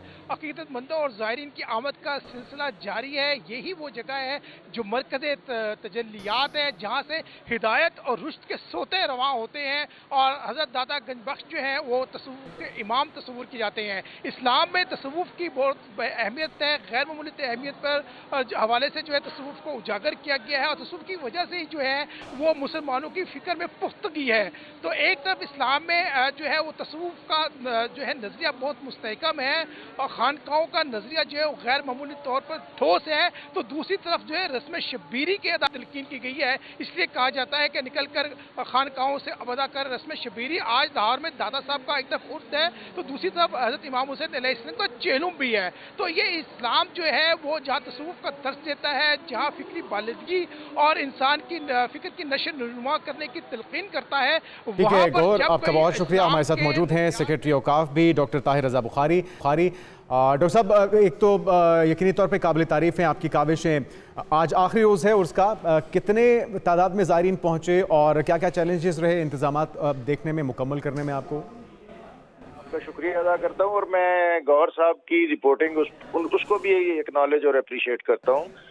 इन्होंने जितनी अच्छी अभी गुफ्तगू की है, ये आम रिपोर्टर इस तरह की बात नहीं कर सकता। बिल्कुल बिलाशुबा ये मरकज रूहानी बालिदगी का है और जब रूहानी बालिदगी होती है तो तभी सोसाइटी फलाह पाती है। और ये एक बहुत स्ट्रॉन्ग नजरिया है दुनिया के अंदर कि अगर खानका मजबूत होगी तो सोसाइटी मजबूत होगी, अगर सोसाइटी मजबूत होगी तो स्टेट मजबूत होगी। और इसको को रिलेट किया जाता है कि उस वक्त जब दाता गंज बख्श, ख्वाजा मोइनुद्दीन चिश्ती, बाबा फरीदुद्दीन और निज़ामुद्दीन औलिया इस खित्ते के अंदर उनकी खानकाहें मजबूत थीं, तो उस वक्त जो मुस्लिम एम्पायर थी और यहाँ का जो इकोनॉमी का निज़ाम था वो दुनिया में कितना बड़ा था। बहरहाल ये अलग से बात है। अरेंजमेंट्स बहुत अच्छे हैं। 12 लाख ज़ायरीन जो हैं उनकी आमद हमने कैलकुलेट की थी, लेकिन ये उससे तजावज़ कर रही है। और ग्रेटर इकबाल पार्क और मीनार पाकिस्तान, इधर से नासिर बाग और सगिया से हमने ये सारे लाहौर में दाखिल होने वाले जितने भी रास्ते हैं वहाँ हमने पार्किंग के अरेंजमेंट किए हैं। और दरबार शरीफ के अंदर हमारे 12 मुख्तलिफ पकवान सेंटर ज़ायरीन की लंगर और उनके खुर्दोनोश के एहतमाम के लिए वो चल रहे हैं। 5000 लीटर खालिस दूध दाता साहब की सबील, जो कि एक बहुत सिग्निफिकेंट है, बड़ी एक तारीखी रिवायत है। और सबसे बढ़कर मैं ये एक्नॉलेज करना चाहता हूँ पंजाब गवर्नमेंट की एफर्ट को कि आपने देखा कि गुज़िश्ता 3 दिनों से चीफ मिनिस्टर पंजाब मरियम नवाज शरीफ साहिबा ने जिस तरह फ्लेक्सेस लगाकर पूरे लाहौर को एक खैर मकदमी रंग में डाला। बिल्कुल काबिल सताइश हैं तमाम इकदाम। अच्छा, 12 लाख का फिगर आपने बताया बुखारी साहब के 12 लाख कमोबेश ज़ायरीन पहुंचे हैं, तो क्या इसमें डाटा गैर मुल्की ज़ायरीन का भी है? वहाँ से कितने लोग? गैर मुल्की ज़ायरीन जो है उसमें कल बतौर खास दरगाह हज़रत निज़ामुद्दीन औलिया के सजादा नशीन दिल्ली से एक डेलीगेशन के साथ आए और उन्होंने दिल्ली से खास चादर जो उस दरगाह से लेके वहाँ हज़रत दाता साहब के मज़ार पर पेश की। अब हजरत दाता गंज बख्श का जो अपना आबाई इलाका गजनी है वहाँ का डेलीगेशन ईरानी, टर्की, हजरत दाता गंज बख्श चूँकि तसव्वुफ में इमाम है और आपकी जो रिकग्निशन है वो सूफिया के यहाँ अवाइल दौर में एक बहुत मोतबर हैसियत की हामिल है, इसलिए जितने भी सलासिल तरीकत हैं वो सब आपके आगे अपनी जबीनें जुगाते हैं और यहाँ से इक्तिसाब फैज़ करते हैं। और ये उर्स जो है इस एतबार से भी मैं समझता हूँ कि बहुत सिग्निफिकेंट है कि खित्ते के हालात और मौसमी सूरत हाल मुख्तलिफ और कड़ी होने के बावजूद इतनी अक्रॉस द बोर्ड तमाम शोबा है हयात, मसालिक और मज़ाहिब उन्होंने यहाँ हाजिरी दी। और मैं समझता हूँ कि इस वक्त जबकि हमें इंतहा पसंदी के हवाले से मुख्तलिफ चैलेंजेस हैं हमारे पास, इसके अलावा और कोई चारा नहीं है कि हम खानका के इस इंस्टीट्यूशन को मजबूत करें जो अखुवत, रवादारी और इंसान दोस्ती का अमीन है। और हजरत दाता गंज बख्श रहमतुल्लाह अलैह आपका मरकज जो गुज़िश्ता 1000 साल से इन तमाम उलूम व मारिफ और जज्बों को फराहम किए हुए है और अहालियान लाहौर इनकी जो मोहब्बत हजरत दाता साहब के साथ और बिल्कुल जी बहुत मोहब्बत रखते हैं ज़ायरीन जो दूर दूर से जोक दर जोक चले आ रहे हैं। बहुत शुक्रिया। हमारे साथ सेक्रेटरी औकाफ डॉक्टर ताहिर रज़ा बुखारी मौजूद थे, हमारे नुमाइंदे गौहर अली भी हमें इस हवाले से अपडेट कर रहे थे। आप दोनों का बहुत शुक्रिया। बात कर रहे हैं कि हमारे इस वक्त जो माहौल चल रहा है या जिस तरह की फ़िज़ा चल रही है वो हमारे मुल्क के लिए, हम लोगों के लिए, सांस लेने के लिए भी बहुत नुकसानदेह है और नए नए रिकॉर्ड्स बन रहे हैं आलूदगी के। बहुत आलूदगी में जो क्वालिटी इंडेक्स में हम जिस नंबर पर ट्रेड कर रहे हैं, जिस नंबर पर हम आ रहे हैं, मेरे ख्याल में वो भी इंतहाई तशवीशनाक है। 2020 और 21 की अगर बात करें तो लाहौर दुनिया के आलूदा तरीन ममालिक की फहरिस्त में पहले नंबर पर था। आज भी हालात ज़्यादा मुख्तलिफ नहीं हैं, तो 55 से जो दमा के मरीज़ होते हैं और जो दीगर मरीज़ होते हैं, आम शख्स भी मेरे ख्याल में इससे बहुत ज़्यादा मुतासर होता है। और दो बुनियादी तौर पे बड़ी वजूहात हैं। एक तो एयर क्वालिटी इंडेक्स का ख़राब होना क्लाइमेट चेंज की वजह से भी है, दूसरा जो पोल्यूशन है, जो मुख्तलिफ़ कारखाने हैं उनको उसूलों के मुताबिक नहीं चलाया जाता। जो भट्टियाँ हैं ईंट बनाने वाले, उसके अंदर भी रेगुलेट किया जाता है, लेकिन फिर भी उस हद तक नहीं किया जाता। हमारी एयर क्वालिटी इंडेक्स के बावजूद ख़तरनाक हद तक जो है जहरीली हो चुकी हैं। हमने इसके ऊपर आज एक मेहमान को भी बुलाया है जिन्होंने बाकायदा तौर पर बरतानिया जाकर एक ऐसा इंस्ट्रूमेंट तैयार किया है, और इंस्ट्रूमेंट तैयार करने के बाद उन्होंने वहाँ पर इसके ऊपर गोल्ड मेडल भी हासिल किया है, जो कि ये चेक कर पाएगा कि पाकिस्तान के अंदर फ़िज़ा में कितनी आलूदगी पाई जाती है, और वो इंडिकेट करना शुरू कर देगा। बिल्कुल होनहार बच्ची हमारे साथ मौजूद है, ईमान नदीम। ईमान, आपको वेलकम कहेंगे पाकिस्तान मॉर्निंग में। ज़बरदस्त अचीवमेंट, अल्लाह ताला आपको इसी तरह से कामयाबियाँ अता फरमाते रहें जिस तरह की आपने मेहनत की है। सबसे पहले तो ये बताइए, आइडिया कैसे आया था? क्या आपके स्कूल का कोई प्रोजेक्ट था या खुद ही से माइंड में आया और फिर आपने इस तरफ कोशिश शुरू की? Pakistan second most polluted country है, और पाकिस्तान की आपको पता है एक हॉट टॉपिक है क्लाइमेट चेंज, और एयर क्वालिटी इंडेक्स वैसे ही बहुत हाई रहता है 200-300 तक। तो I am an asthma patient since grade 3, तो बस मैं चाहती थी कि कुछ ऐसा करूँगी जिससे बाकी के जो अस्थमा पेशेंट्स हैं, जो रेस्पिरेटरी इश्यूज़ फेस करें, वो ना करें अब माशाल्लाह। और ज़्यादातर क्योंकि शुरू होता है स्टूडेंट एज से, जब हम स्कूल जाते हैं और most of the day school में गुजर जाता है, तो I have implemented an AQI monitoring system in schools, ताकि स्टूडेंट्स को अवेयरनेस मिल जाए कि राइट नाउ AQI इतना है, उन्होंने बाहर जाना है, मास्क या जो भी फर्स्ट एड प्रोटेक्शन है वो कर। तो आपको ये प्रॉब्लम फेस होती थी आप इससे पहले, आपको ब्रीदिंग में? जी जी, ये एयर क्वालिटी इंडेक्स की वजह से खास तौर पे? जी, जब स्मोक का सीज़न आता था या फिर क्या नाम है, गर्मी बहुत ज़्यादा हो जाती थी या सीज़न चेंज होता था, तो एयर क्वालिटी इंडेक्स आपको पता है कि कार्बन डाइऑक्साइड के जैसे इंक्रीज़ होती है तब वो भी इंक्रीज़ हो जाती है एयर क्वालिटी इंडेक्स। तो जब गर्मी भी बहुत ज़्यादा होती थी, स्मॉग होती थी, क्लाउड्स नीचे आते थे, और एयर पोल्यूशन जब बहुत ज़्यादा थी, तो मुझे ये प्रॉब्लम फेस होता था। अच्छा, एयर प्योरीफायर लगाए जाते हैं घरों के अंदर, और उनके ज़रिए हम सोचते हैं कि शायद हम अपने घर की फ़िज़ा को कंट्रोल कर पाएंगे और बेहतर कर पाएंगे, प्योरीफाई कर पाएंगे। आपने इसके ऊपर एक इंस्ट्रूमेंट ही तैयार कर लिया जो कि पाकिस्तान के अंदर अभी तक इसके ऊपर काम नहीं किया गया। गोल्ड मेडलिस्ट हैं आप इसके ऊपर, किस तरह से वो काम करते हैं उसके ऊपर थोड़ा सा बताएं। वो स्कूल के अंदर एक सेंसर लगा है जो MQ135 है। वैसे वो एक अल्टरनेट सेंसर है जो बहुत एक्यूरेट नहीं करता, लेकिन जो सबसे एक्यूरेट करता है वो PM2.5 है, लेकिन वो काफ़ी बड़ा एक मॉडल में इंस्टॉल नहीं हो सकता। तो वो MQ135 डिटेक्ट करता है कार्बन डाइऑक्साइड, अल्कोहल और वो जो सारी गैसेज है जो कंट्रीब्यूट करती हैं AQI लेवल को राइज करने में, वो डिटेक्ट करता है MQ135। और उसके बाद जो है ना वो LED एक लगी हुई है, उस पर आता है कि क्या इस वक्त AQI है, और देन वो सिग्नल करता है LEDs को, LED लाइट्स को। होनहार तालिब इल्म ईमान नदीम जो कि गोल्ड मेडल जीत कर आई हैं, और एक ऐसा इन्होंने पुर्जा तैयार किया है जो कि एयर क्वालिटी इंडेक्स को उसकी निशानदही करता है कि आपकी इस वक्त फ़िज़ा में, आबो हवा में कितनी इस वक्त एयर क्वालिटी इंडेक्स है, और यकीनी तौर पे फिर उसकी मदद से आप उसको बेहतर कर सकते हैं और उस पर काम कर सकते हैं। क्लाइमेट चेंज के बाद हम देख रहे हैं कि पूरी दुनिया पे इसके असरात हैं, और लाहौर ने तो झंडे गाड़े हैं जी। पिछले साल हो या इस साल फॉग के दिन आते हैं तो हम लोग बार बार ये रिपोर्ट करते हैं कि 100 इंडेक्स पर पहुंच गया, क्वालिटी एयर इंडेक्स जो यहाँ तक पहुंच गया। तो मेरे ख्याल में उसके लिए काम करना हुकूमती सतह पर बहुत ज़रूरी था। हम इस बच्ची को इसलिए भी अप्रिशिएट करेंगे कि उसने अपने तौर पर अपनी मेहनत से ये काम कर दिखाया है, और इस तरह का एक प्रोजेक्ट आपने तैयार किया है। ईमान, अगला आपका क्या टारगेट है? ये डिवाइस तो आपने बना ली एयर क्वालिटी इंडेक्स को जांचने वाली, उसको प्योरीफाई कैसे किया जा सकता है एयर क्वालिटी को? क्या उस पर भी इरादा है? अभी जो है ये डिवाइस स्कूल के बाहर लगी, मतलब स्कूल के अंदर जो ग्राउंड है आउटडोर लगी, इंडोर नहीं लगी। सो फ्यूचर रिसर्च में इंडोर लगे, और फिर टाइम मॉनिटरिंग हो और air quality real time monitoring हो, जिसमें ऐप्स बन सकती हैं। और उसके बाद जो है वो जनरेटर्स जो होते हैं स्कूल में, उनकी सही वो मेंटेनेंस हो, क्योंकि वो उनकी वजह वो भी उनका बहुत बड़ा रोल है AQI को राइज करने में। और फ्यूचर रिसर्च में एयर प्योरीफायर्स भी। तो ईमान, आने वाले दिनों में आप प्योरीफायर भी बनाने जा रही हैं, जिससे आपने अभी तो एयर क्वालिटी इंडेक्स को जांचने के लिए पैमाना जो है वो बना दिया है, मीटर बना दिया है, बट उसके बाद जो है किस तरह से फ़िज़ा को साफ़ किया जा सकता है उसके ऊपर भी काम करेंगी। जी ठीक है, आप कौन सी क्लास में हैं अभी? मैं 9th में। 9th में, माशाल्लाह 9th में हैं और इतना बड़ा कारनामा सर अंजाम दे दिया। फैमिली सपोर्ट थी साथ में। जी। और अमेरिका से आपने दूसरे नंबर पर आप आई हैं, यूके में आप दूसरे नंबर पर आई हैं और पाकिस्तान में आप फर्स्ट नंबर पर हैं। इस प्रोजेक्ट को मुकम्मल करने में किसी ने हेल्प आउट किया आपका?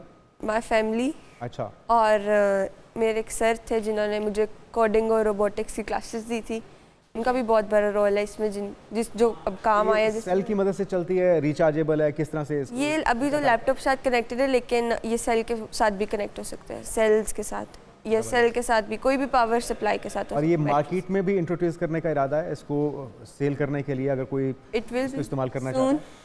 अच्छा, इस पे काम चल रहा है? जी जी। और कब तक ये मार्केट में अवेलेबल होगी? अभी कुछ आइडिया नहीं, अभी आइडिया नहीं है। ईमान काम कर लेगी तो इंशाल्लाह बहुत जल्द मार्केट में हम देखेंगे कि हम इस डिवाइस को अपने अपने घरों पर भी और मार्केट्स में भी नस्ल होते हुए देखेंगे। ये तो यकीनी तौर पर बहुत बड़ा प्रोजेक्ट है जिसके ऊपर ईमान ने काम किया और हमें अपने बच्चों को, होनहार बच्चों को अप्रिशिएट करना चाहिए कि आइंदा आने वाले दिनों में वो और चमकते हुए सितारे बनकर सामने आए जिस तरह से ईमान आई है। चलें ईमान, बेस्ट ऑफ लक और ढेरों दुआएं आपके लिए, इसी तरह से अचीवमेंट्स हासिल करती रहिए और हमारी ढेरों दुआएं आपके साथ हैं। नाज़रीन, ये है वो रोशन चेहरा पाकिस्तान का, और पाकिस्तान के अंदर यकीनी तौर पे टैलेंट की किसी तौर पे भी कमी नहीं है और सिर्फ उसको निखारने की ज़रूरत है, उसकी एक्नॉलेजमेंट की ज़रूरत है। बिल्कुल जी, लेकिन हम आपको बताएंगे, अभी हम जाएंगे ब्रेक पर, लेकिन ब्रेक से वापस आने के बाद आपको बताएंगे कि ये हफ्ता आपका कैसा रहेगा। तो आप लोग ट्यून करके बैठे, तैयार रहिए और आपको बताने वाले हैं कुछ ही देर में, हमारे साथ रहिए।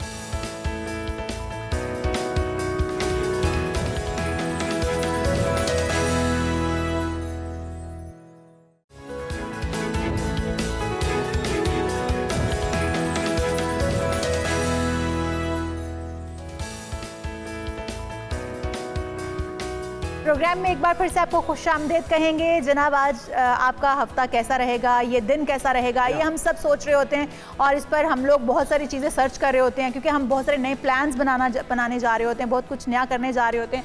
तो जुनैद भी बहुत हफ्ते के पहले दिन परेशान होते हैं कि ये हफ्ता कैसा रहेगा, मुझे क्या वैसे मैं बहुत ज़्यादा बिलीव नहीं करता, लेकिन बहुत से लोग इस पर बिलीव करते हैं और फिर हम उनको बार बार ये भी कहते हैं कि आपने इसके ऊपर 100% यकीन नहीं कर लेना। हाँ, इससे आप गाइडेंस ले सकते हैं, इससे आप रास्ता तलाश करने में मदद ज़रूर ले सकते हैं। तो हमारे साथ मौजूद हैं समराना शाह साहिबा, एस्ट्रोलॉजर हैं। आपको वेलकम कहेंगे पाकिस्तान मॉर्निंग में समराना। सबसे पहले तो यही बताइए कि हमारे नाज़रीन के लिए जिसका जो स्टार है, कैसा गुजरने वाला है ये हफ्ता? पहले स्टार से आप शुरू करें और बताते जाएं कि ये हफ्ता कैसा रहेगा। जी, thank you so much for inviting me here. सबसे पहले हम लोग एरीज पे जाएंगे, उर्दू में कहते हैं हमल। ये हफ्ता एरीज के लिए तो समझे वेरी गुड लक जैसे होते हैं ना कि रेज हो गए, चांद के साथ एक चमकता हुआ सितारा होता है ना, तो एरीज इस टाइम पे इस तरह जैसे चमकता हुआ सितारा है। तो हर चीज़ प्लैनेट की उनको कॉम्प्लीमेंट कर रही है। पैसे के हवाले से, अगर कुछ लोग बाहर के मुल्क जाना चाहते हैं उस हवाले से, अगर न्यू इन्वेस्टमेंट करना चाहते हैं, न्यू बिजनेस स्टार्ट करना चाहते हो, ये एरीज जो है वो हर तरह से सेफ जोन में है। ठीक है। अच्छा, थोड़ा सा अगर आप समराना ये भी बता सके ना कि कौन से उसकी डेट ऑफ बर्थ कहाँ से कहाँ तक फॉल करती है इस स्टार की, ताकि हमारे देखने वालों के लिए और भी इजी हो जाए। अच्छा, स्टार क्योंकि डेट हर बंदे की डिफरेंट डेट है तो वो फिर बड़ा एक नहीं, अब जिस तरह एरीज है, एरीज कब से कब तक होते हैं? एरीज का हम अगर टाइम ज़्यादा लगेगा तो कोई कैलकुलेशन जाना पड़ेगा, इसलिए मैं कह रही हूँ आप ओवरऑल बता दीजिए। हाँ, ओवरऑल हम बता देते हैं। फिर इसके बाद हम टॉरस पे चलेंगे। टॉरस जो है उर्दू में से सौर कहते हैं और इंग्लिश में टॉरस कहते हैं। टॉरस जो है उनको एहतियात करनी पड़ेगी और प्रेडिक्शन ये बताती है कि इनको कोई धोखा मिल सकता है और नई चीज़ें मैं बिल्कुल इनको कहूँगी कि बाय ना ये पता नहीं चल सकता कि धोखा कौन देगा ये नहीं चल सकता। हाँ, ये है कि हासिदीन में बेइंतहा इजाफा है, तो ज़रा आप बच के रहें और नई इन्वेस्टमेंट बिल्कुल ना करें इस टाइम पे। थोड़ा सा अपने कामों को अगर डिले कर दें, टॉरस जितने भी हैं, टॉरस जो है वो मोहतात रहे, बेहतर रहेगा उनके लिए, ज़बरदस्त बेहतर रहेगा। फिर हम नेक्स्ट चले जाते हैं, जेमिनी की तरफ आ जाते हैं। जोज़ा है, उर्दू में जोज़ा कहते हैं। तो जेमिनी जो है वो इस टाइम पे बैलेंस है, एवरेज है, यानी कि 50-50 पे चल रहा है, लेकिन पैसा आ रहा है, पैसा आने की इंडिकेशन है। तो जेमिनी इस टाइम पे एटलीस्ट खुश हो जाए क्योंकि उनका पैसा स्टक नहीं है, पैसा जेमिनी भी खुश हो जाए। जी। फिर हम जाते हैं कैंसेरियन, उर्दू में सरतान। कैंसेरियन जो है ये इस टाइम पे इमोशनल स्टांस में बहुत रहेंगे, जज्बाती हुए हैं, जज्बाती होंगे और वीक रहेंगे जज्बाती तौर पे, एंजाइटी अटैक्स आ सकते हैं। तो उसके लिए बेस्ट ये है कि वो ट्रैवल करें, क्योंकि ट्रैवल जो है इस टाइम पे इनको बहुत कॉम्प्लीमेंट कर रहा है। ट्रैवल करें, आउटिंग करें, अगर दोस्तों में या फैमिली में टाइम स्पेंड करेंगे तो उनके लिए पार्टनर सपोर्ट उनके लिए बहुत अच्छी बेनिफिशियल रहेगा। इसके बाद हम लियो पे आ जाते हैं, असद कहते हैं उर्दू में। लियो जो है वो इस टाइम पे इतना शाइन कर रहे हैं और हर तरह से जो है कॉम्प्लीमेंट है लियोज को, तो लियो भी शाइन कर। अगर ग्लो स्पेसिफिकली मैं बताऊं, वो मेकअप का कमाल तो नहीं अगर कोई पॉलिटिशियन है इससे रिलेटेड तो ये टाइम बहुत अच्छा उनके लिए जा रहा है। पहले जैसे मैं बड़ी उनको एहतियात करने का कह रही थी कि लियो थोड़ा गुस्सा आ रहा है, प्लैनेट पोजीशन ऐसी है, जिप अप करें, जिप अप, लेकिन अब आप थोड़ा खुल के जिप खोल लें और अच्छा, ये बेहतरी आती कैसे है? सितारों के मूवमेंट से? जी एग्जैक्टली, बिकॉज क्या होता है कि मूवमेंट चेंज होती है, हर डे चेंज होती है, हर वीक, तो उस हिसाब से हम कैलकुलेट करके बताते हैं। और ये आपको कैसे पता चलता है मूवमेंट का? जी क्योंकि साहब मैं आई थिंक पाकिस्तान की पहली एस्ट्रोलॉजर हूँ जिसने प्रॉपर ग्रेजुएशन किया हुआ है इस फील्ड में। अदरवाइज पूरे पाकिस्तान में कोई ऐसा नहीं है जिसने ग्रेजुएशन किया हो, तो मैं बाकायदा स्टडी करके आई हूँ ये नॉलेज को। अब अगली है वर्गो की बारी। वर्गो की बारी है, तो वर्गो को थोड़ा फैमिली रिलेशन और लव रिलेशंस जो है उनमें बड़ी एहतियात करनी पड़ेगी। जैसे वर्गो आप एहतियात पहले बहुत एहतियात करता हूँ अपनी लव लाइफ पे भी। अच्छा, आप कहती हैं तो अब और एहतियात करूँगा। और अगर घर वाले देख रहे हैं तो वो ज़्यादा मोहतात हो जाए वो तो खुश हो जाएंगे। वर्गो को एक मैं बहुत एहतियात करने का कहूँगी कि वर्गो बहुत ज़्यादा जल्दी इमोशनल हो जाते हैं और गुस्से में आ जाते हैं, तो इस टाइम पे अच्छा आर्ग्यूमेंट जो वर्गो का होते हैं इनके साथ आप जीत नहीं सकते आर्ग्यूमेंट में, बिकॉज कम्युनिकेशन का प्लैनेट है तो बेस्ट होते हैं, तो आप जीत ही नहीं सकते। तो आप इस टाइम पे इस टाइम पे आर्ग्यूमेंट ये सबके साथ यही मसाइल चल रहे हैं मेरे ख्याल में। जी एग्जैक्टली, बिकॉज क्या होता है प्लैनेट पोजीशन सम टाइम ऐसी होती है कि वो आपके मूड पे डायरेक्ट जाके अटैक करती है। तो नेक्स्ट करना क्या है इनको? वैसे थोड़ा मशवरा भी दे देना, करना क्या है? अच्छा, जिप अप करके रहना है, बंद रखें, नहीं पढ़ना, लड़ाई झगड़ा अगर सपोज हो भी रहा है तो आप कोशिश करें कि आप अवॉइड करें। ओके, वर्गो अवॉइड करें, बिकॉज रास्ता चेंज करना। अगर वर्गो होस्ट हो तो वो जिप अप कैसे कर सकता है? वो इशारों से करें प्रोग्राम। ऐसा होता है कि अपने अल्फाज को फिर एहतियात के साथ बयान अगर किया जाए बेहतर रहता है। वर्गों के बाद हम नेक्स्ट चलते हैं लिब्रा की तरफ, उर्दू में मिज़ान कहते हैं। लिब्रा जो है अच्छा इनको पैसे की तरफ से बड़ा अच्छा एक बन रहा है कि बिज़नेस अगर न्यू स्टार्टअप करना चाहते हैं मिज़ान, या फिर ट्रैवल करना चाहते हैं, लोग कहते हैं ना हमारा वीज़ा नहीं लग रहा, तो बेस्ट टाइम हम बता दें एग्जैक्टली, तो उनके लिए बड़ी आसानी है और बाहर के मुल्क का पैसा बड़ा कॉम्प्लीमेंट कर रहा है, वीज़ा अप्लाई करना है, बेस्ट टाइम चल रहा है। शादी मंगनी, डॉलर्स आने की उम्मीद उनके लिए बड़ी एग्जैक्टली, शादी मंगनी के हवाले से भी बड़ा अच्छा चल रहा है टाइम इनका। तो फिर हम नेक्स्ट तारे पे चलते हैं, स्कॉर्पियन है नेक्स्ट, अकरब कहते हैं उर्दू में। अच्छा, स्कॉर्पियन के मूड के हवाले से बड़ा उनको इस टाइम पे मुश्किल पड़ेगी, मतलब वो खुद ही रीज़न होंगे अपने लड़ाई झगड़े का या अपने लॉस का, जो है वो स्कॉर्पियन खुद रीज़न होंगे।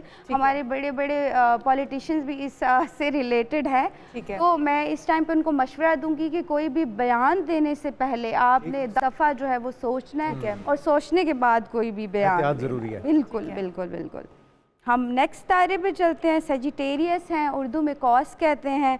अच्छा, सेजिटेरियस भी जो है वो बैलेंस हैं, जैसे ना तो कोई बड़ा फ़ायदा आता हुआ दिख रहा है और ना ही कोई बड़ा लॉस दिख रहा है। मैं फिर भी सजेस्ट करूँगी सेजिटेरियस को कि आप थोड़ा रेस्ट अपने आप को दें और वेकेशंस पे जाएं, बिकॉज वो बहुत हसल बसल में लगते हैं। ठीक हो गया, वक्त की कमी है, बस जरा थोड़ा सा स्पीड पकड़ लेते हैं हम। जी, हम एक्वेरियस की तरफ जाते हैं, उर्दू में दिल्लू कहते हैं। एक्वेरियस का जो टाइम है वो भी बहुत बेस्ट चल रहा है, हर हवाले से शाइन कर रहे हैं, पैसा आ रहा है, मोहब्बत के मामला सेटल हो रहे हैं, तो मैं इनको कहूँगी कि ये बिल्कुल जो कर रहे हैं वही करते रहें, जो करते हैं वो उस पर लगे रहें। फिर पाइसेस के हवाले से थोड़ा टेंशन में लगते हैं, पैसा स्टक हुआ था, आपकी चीज़ें स्टक हुई थी, लेकिन अब जाके आपकी चीज़ें अच्छे तरीके से बैलेंस होना शुरू हो जाएंगी।